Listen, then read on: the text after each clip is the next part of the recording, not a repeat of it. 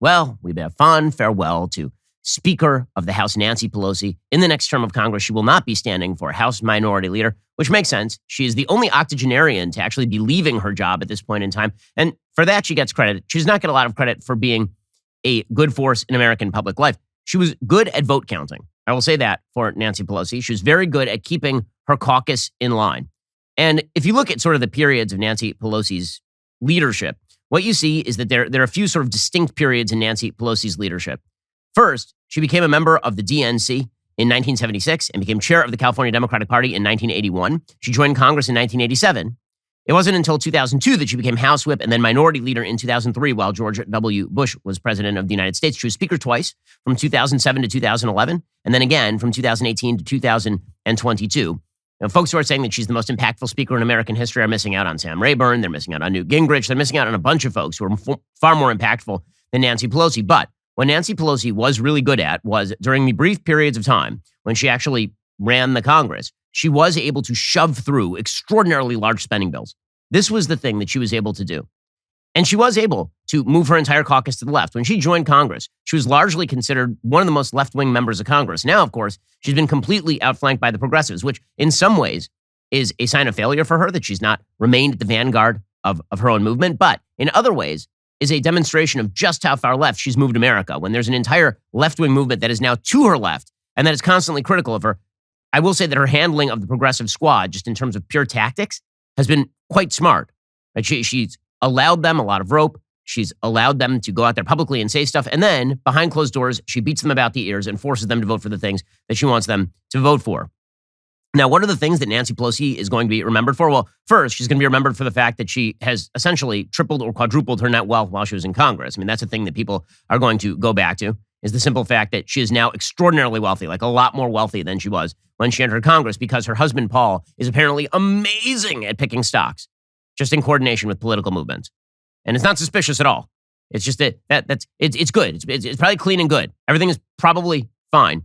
In fact, you'll remember that just last year, there was a bill that was put up to ban members of the House from owning stock so that would prevent any conflict of interest. And she was like, no, I like when members own. Yeah, I would imagine you do like when members own stock since you have radically increased your personal wealth. Because this is a free market and we're a free market economy. They should be able to participate in that. We have a responsibility to report in the stock. But if people aren't reporting, they should be. Okay, but when you report, 3 months in arrears of actually picking the stocks, and you're picking the stocks while you're regulating exactly the companies that you're picking, that's a little bit suspicious. The actual accomplishments of Nancy Pelosi, first of all, it is worthwhile noting here that the topsy-turviness of who holds Congress has been very, very high since about 1994. So between essentially 1930 and 1994, the Democrats just dominated the House of Representatives. I mean, really, really dominated it. And then Nancy Pelosi took over in Congress in 2006. And within 4 years, she'd run herself out of power. And now she was Speaker again for 4 years and she ran herself out of power, which suggests that she has been too radical for the American people in terms of the policies that she's been promoting. But she has no regrets because the way that she governed was always, okay, so I'm going to pass this giant bill that restructures large parts of the American economy. And then if they throw me out of office, it's too late. I already did it. We'll get to more on this in just 1 second. First, folks, do you feel like you ever don't get the respect you deserve? Well, there's one way you can get that respect right quick, and that is established titles. Established titles is your opportunity to earn the title of laird or lady and gain the respect you deserve. All you need is 1 square foot plot of land in Scotland. Established titles is a project based on a historic Scottish custom where landowners are referred to as lairds, or lords and ladies in English. In your title pack, you will be bestowed with at least 1 square foot of dedicated land on a private estate in Edelston, Scotland, plus an official certificate with a crest. Your certificate features a unique plot number with which you can see the exact location of your land. I, for example, am already a lord. I have a plot of land over in Edelston, Scotland, and here is my certificate to prove it. This is now my pronoun. Titles packs from Established Titles are a fun and unique gift for any occasion. There are even couples packs that come with adjoining plots of land for that special someone in your life. With your certificate, you could officially add the prefix of Lord or Lady to your credit cards, plane tickets, even your dating profiles. Plus, Established Titles commits to preserving the woodlands not only in Scotland but around the planet. They have partnerships with global charities like One Tree Planted and Trees for the Future to help with our afforestation efforts, and for every order they receive, a tree is planted. And get this, Established Titles told me the first 200 people purchasing a title pack using my exclusive link receive a plot within a few walking minutes of my own.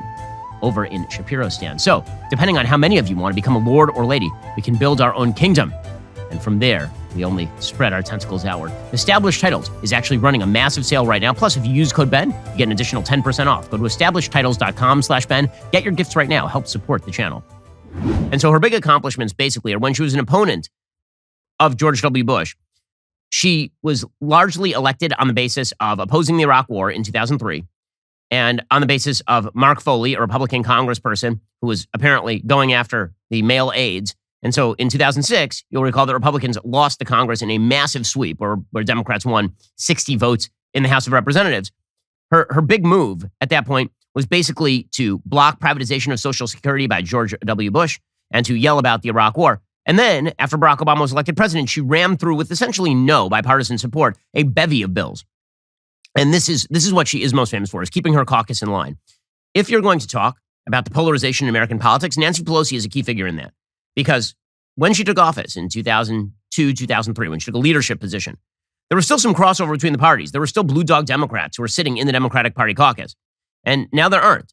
There are no blue dog Democrats in the Democratic Party caucus. Certainly in 1987, when she was elected to Congress, there's a wide variety of opinion inside the Democratic Party. Nancy Pelosi's leadership has been extremely polarizing. That doesn't mean she hasn't been successful in ramming through a bunch of stuff, mainly these giant spending plans. We're talking about under Barack Obama, the Affordable Care Act, where she said one of the most famous things ever said by a speaker, we have to pass the bill to find out what's in it, which is a hell of a statement considering that when you are completely restructuring 1/5 of the American economy, you should probably know what you're doing before you pass the thing. But here was Nancy Pelosi saying just that. You've heard about the controversies within the bill, the process about the bill, one of the items. But I don't know if you have heard that it is a legislation for the future. Not just about health care for America, but about a healthier America, where preventive care is not something that you have to pay a deductible for or out of pocket. That prevention. It's about diet, not diabetes. It's going to be very, very exciting.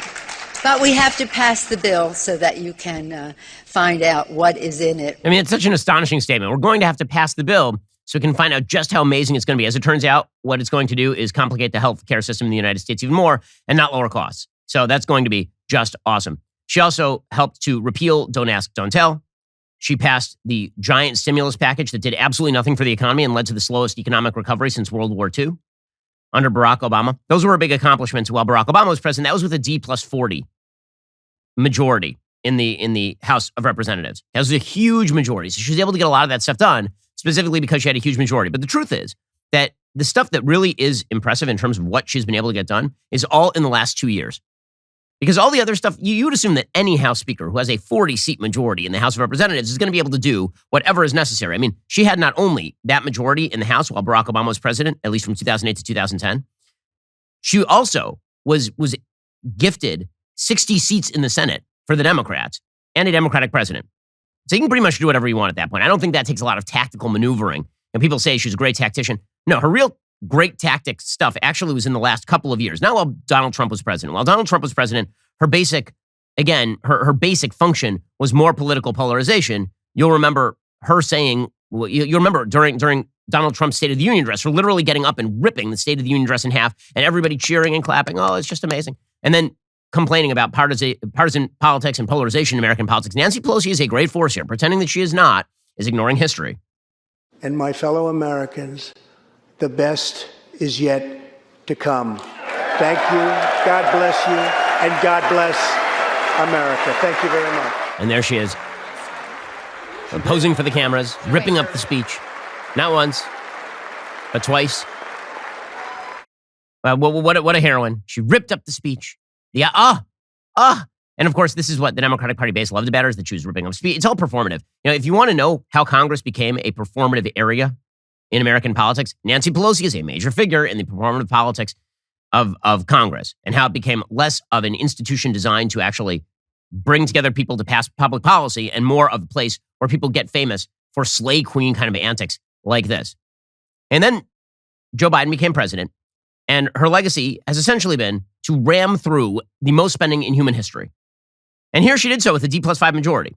So this is really where you have to keep things together. This is where you have to be able to go to Pramila Jayapal and say to the Progressive Caucus, listen, I know you don't like this thing, but you're going to have to vote for it anyway because it's increased spending. And so her big legacy in the end is going to be this. It's going to be that she helped bankrupt the United States of America. So you can call her a great leader. You just have to ignore the fact that what she did actually was not very good. Alrighty, guys, the rest of the show is continuing now. You're not going to want to miss it. We'll be getting into LA doubling down on the stupid by electing a person who is not going to solve homelessness. Plus, Arthur Brooks from the Harvard Kennedy School stops by to talk about happiness leading up to Thanksgiving. If you're not a member, click the link in the description and join us.